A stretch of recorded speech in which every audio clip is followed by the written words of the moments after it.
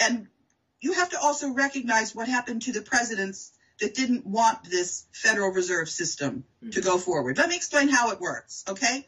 If you have the Treasury Department that's issuing the currency, then you don't have to pay interest on it.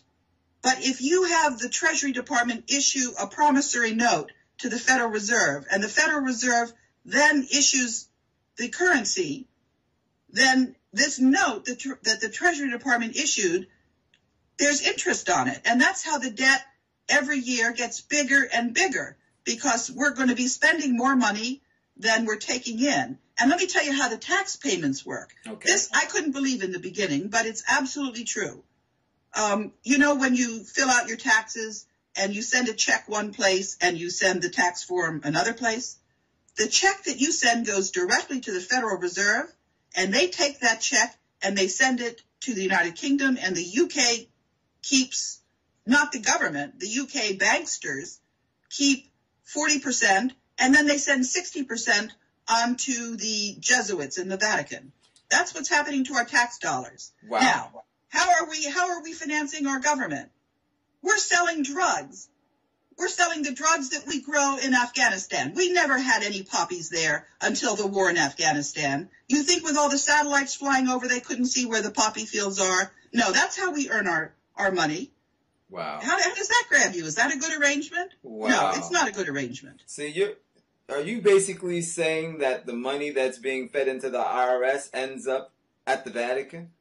60% of it, except for the 40% cut that goes to the United Kingdom. Now, let me tell you how that happened. That happened because in 1200, the King of England borrowed a lot of money from the Vatican because of wars and signed a treaty that he would agree to keep repaying the money to the Vatican. And, of course, he never caught up. So he was in trouble. And then, do you remember when our Capitol building was burned down in 1812 by the UK? Right. Yeah. Okay. We have been having to pay war reparations to the United Kingdom all these years, and nobody has bothered to tell the people about it. And Lincoln, when he was financing the Civil War, issued greenbacks directly without involving the bankers. Mm-hmm. That's why he was rubbed out. And JFK, he had a memo that he was going to sign where he was going to just erase this compounding of interest on the U.S. debt. He was going to have our currency issued directly by the Treasury Department. He was assassinated 11 days after he signed that memo. So these banksters are bound and determined to keep us, you know, what can I say, imprisoned in debt, except that it's not working, because what we've done is we've alerted all the countries of the world. I have written to the ambassadors of all these countries many, many times. I've written to, in Washington and in New York, I wrote them a letter a couple of months ago where I was telling them about the fact that their ambassadors were all being blackmailed when they tried to fire Paul Wolfowitz. So the whole world is laughing at the fact that the American public is totally in the dark and duped by their media that refuse to tell them what's really happening. Now, I certainly want you to elaborate a little bit more on a specific point that you just made, and I took you back to it a second ago, and that's the fact that our tax dollars, you're saying 60% of our tax dollars get cut to the Vatican and the Jesuits. And I think for a lot of people out there, that's a pretty astounding revelation, because, you think of the Jesuits, we have Pope Francis now, whom our president praises, and he's the very first Jesuit pope. And some people, when they think of the Jesuits, they think of an order of meek and humble men and all of these things.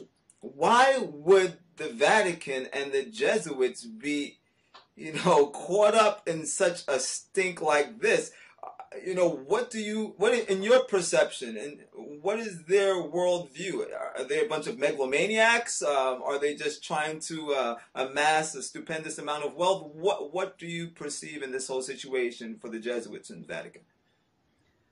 I'm so sorry to have to tell you. First of all, let me start out by saying that this has absolutely nothing whatsoever to do with the Catholic faith. Mm-hmm. This has absolutely nothing whatsoever to do with the people of faith that are not aware of this. That's right. And I have to tell you that there are, unfortunately, people who will mock the faith and they will put on the priest's garb just so that they can hide their crimes. These are criminals. These are not Catholics. Wow. And unfortunately, there are many of them at the very top. It's rot at the top.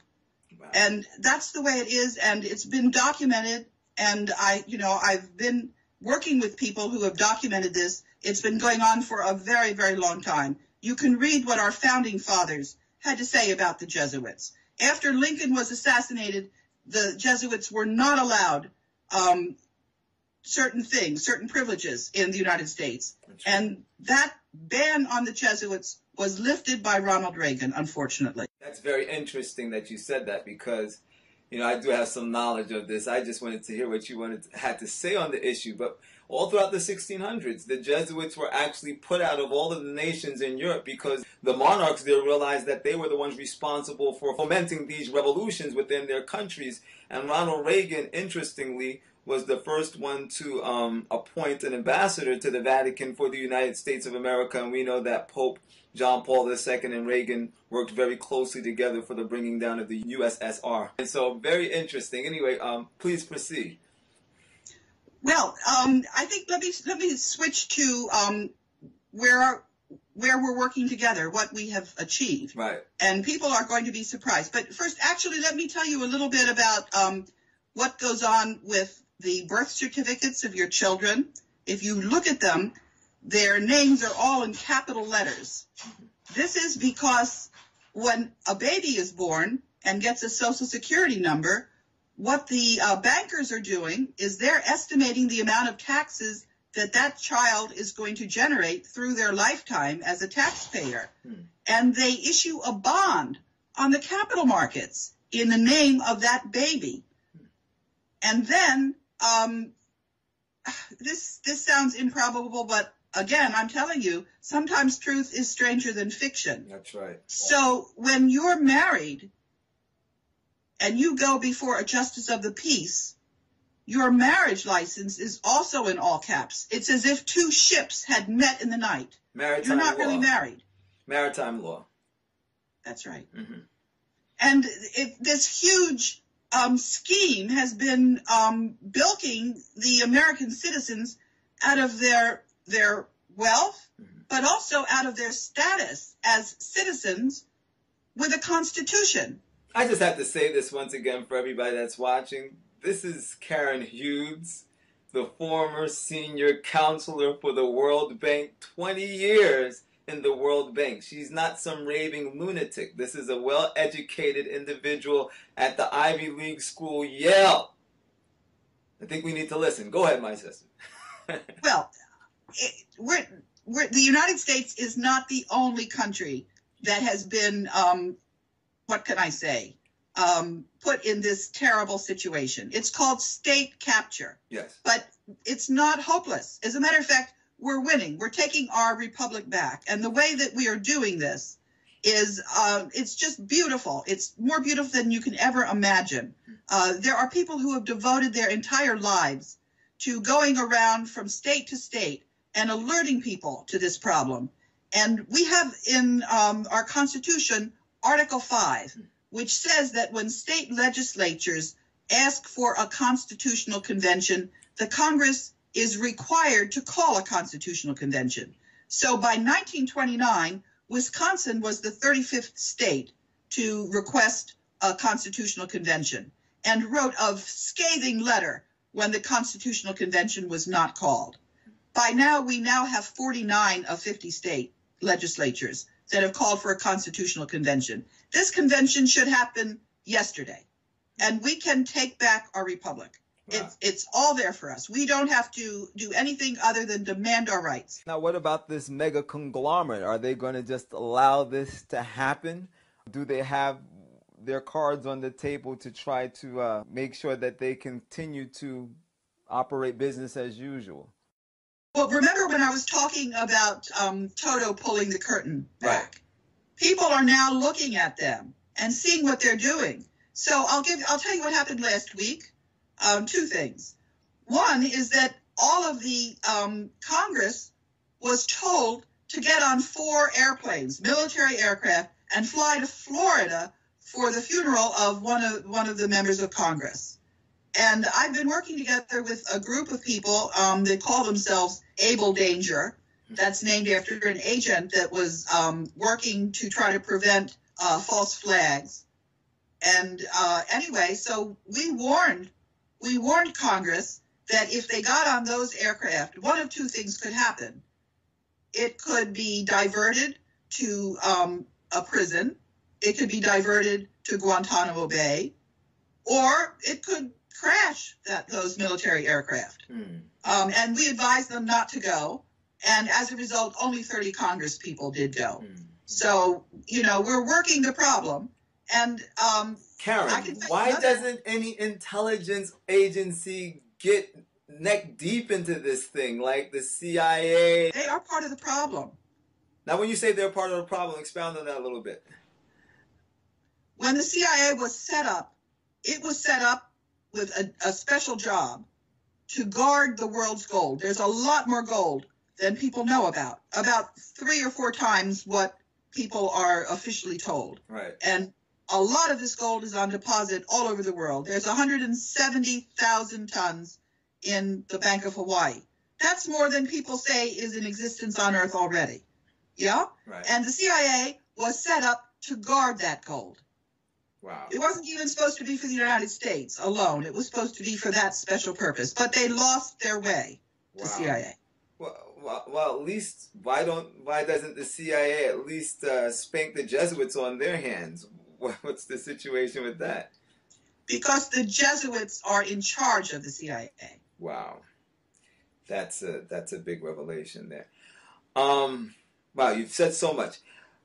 I'm going to continue on this line because you made mention of Lincoln and him actually moving in the right direction for our country, issuing greenbacks, and because of that, he ended up in a casket. Then you have JFK, and he was trying to move our nation back in the right direction as well. Interesting enough, first Catholic president, and he ended up body bagged. So what about all of their successors, if I can say it that way? Is it that the presidents thereafter fell in line? Is Obama falling in line? Let's just get right to the punch. Is Obama falling in line with the whole agenda, or is he pushing at it in any way? What's your take on that? Unfortunately, he's not in a position. His wife is being blackmailed. How so?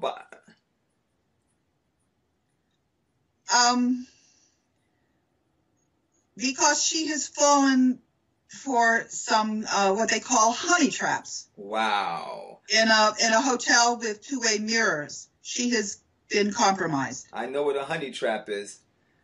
Wow. And there are other things involving him. You know, his mother was a CIA agent, and he was raised in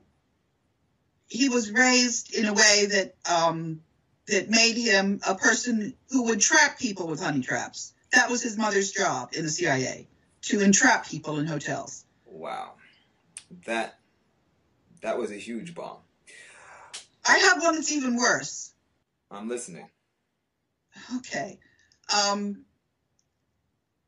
couple of weeks ago, I believe it was the 8th of October, there was supposed to be a nuclear bomb detonated on South Carolina.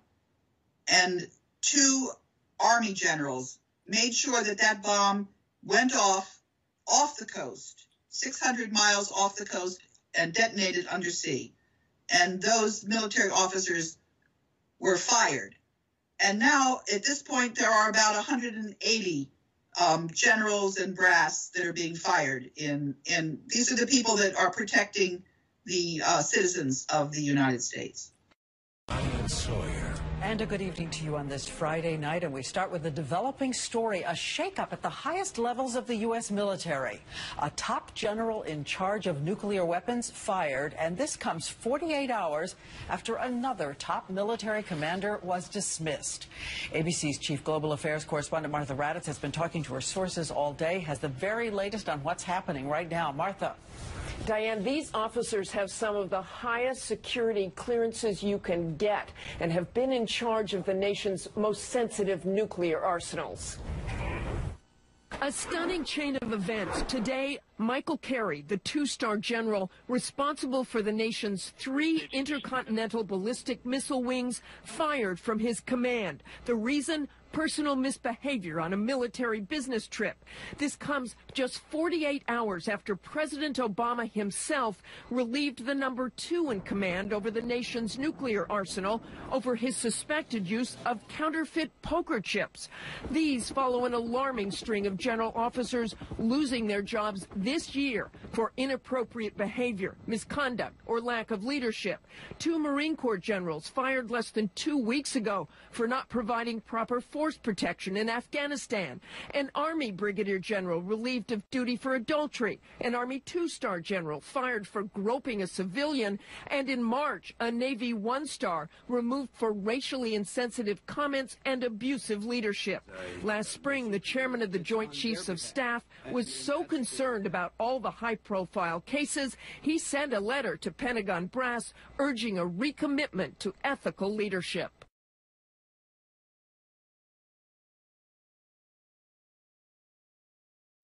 And that's why they're being removed.